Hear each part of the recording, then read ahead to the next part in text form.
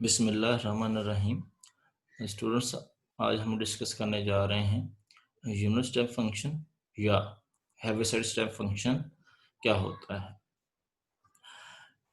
Heaviside एक engineer था जिसने इसका कंसेप्ट दिया था, जिसकी बेस पे इस फंक्शन का नाम हेविसाइड स्टेप फंक्शन रख दिया गया।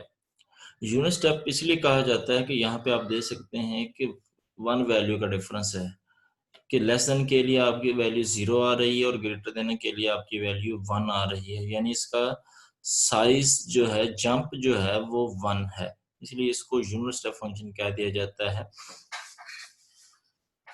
अब डेफिनेशन इसकी क्या है? Unit step function denoted by UAT या HAT। ये ए जो है वो बेस में लिखा गया है।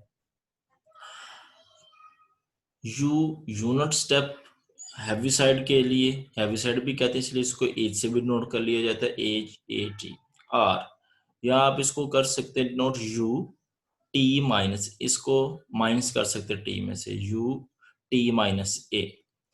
और इसी तरह इसको HT माइनस A से रिप्रेजेंट किया जा सकता है। डिफाइंड कैसे किया जाएगा? ये लिख दिया UAT, इसका मतलब है UT माइनस A सेम है UHAT या HT माइनस A लिख दें, बात सेम है।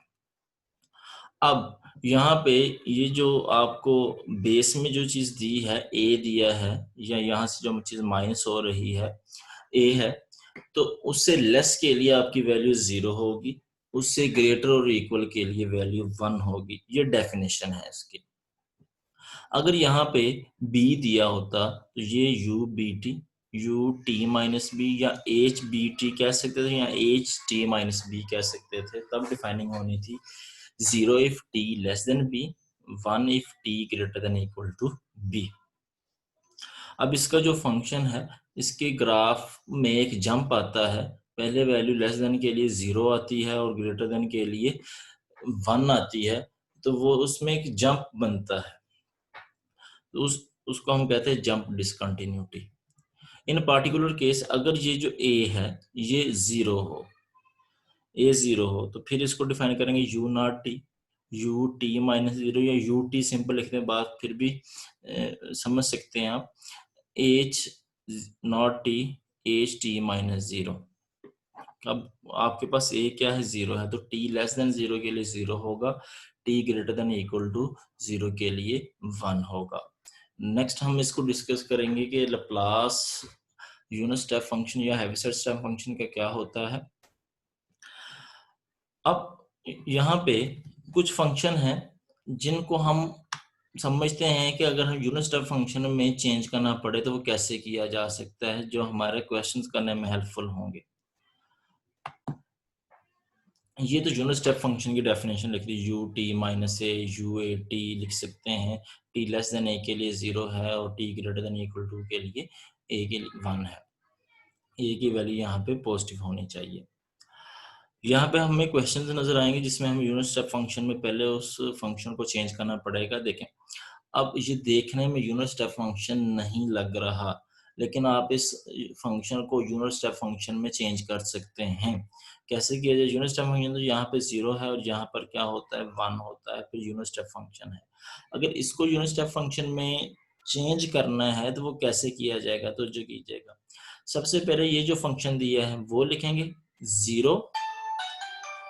0 लिखा, into U not T minus U 2 pi T, plus फिर ये फंक्शन लिखें cos t U 2 pi T, और इसका एंड वाला पॉइंट हमें पता है इन्फिनिटी है, उसको लिखने की जरूरत नहीं है। आप मजीद ये पॉइंट देखें, आपको मजीद अच्छी समझ आ जाएगी। ये आपने इस फंक्शन को यूनिट स्टेप फंक्शन में चेंज करना है। लेस देन के लिए अलग से फंक्शन है और ग्रेटर देन के लिए अलग से फंक्शन है, तो इसको लिखेंगे g of t into U not T minus UAT plus h of t into UAT। अब इसका एंडिंग पॉइंट क्या है? इन्फिनिटी है उसको यहाँ पे मेंशन करने की जरूरत नहीं है। एक और एग्जांपल ले लें, किस तरह का फंक्शन हो यूनिट स्टेप फंक्शन में कैसे चेंज किया जाएगा। सबसे पहले 0 आ गया, 0 into U naught T minus you A T, वो 0 ही हो जाएगा, वो लिखने की जरूरत नहीं है। अब नेक्स्ट प्लस जी टी लिखेंगे into U A T minus U B T plus फिर 0 आएगा, यहाँ पे लिखेंगे यू बी टी। अब यहाँ पे 0 और ये 0 टर्म है, ये खत्म हो जाएंगे तो डायरेक्ट यही टर्म रह जाएगी G of T into U A T minus U B T. इस फॉर्म में आप इसको चेंज कर सकते हैं। अब दोबारा से इसको देख लें, ये 0 है, 0 into U naught T minus U two pi T, ये लिखने की जरूरत नहीं, जब 0 आ गया तो उसने 0 कर देना है। नेक्स्ट आपके पास जब ग्रेटर देन 2 पाई है, ये ग्रेटर देन इक्वल टू 2 पाई, इसका मतलब है 2 पाई से इन्फिनिटी है, तो वो इन्फिनिटी मेंशन करने की जरूरत नहीं, आप जस्ट लिखेंगे cos t, ये फंक्शन लिखेंगे और u 2 पाई t लिख देंगे। अगर greater than equal to a होता तो यहाँ पे लिखते u a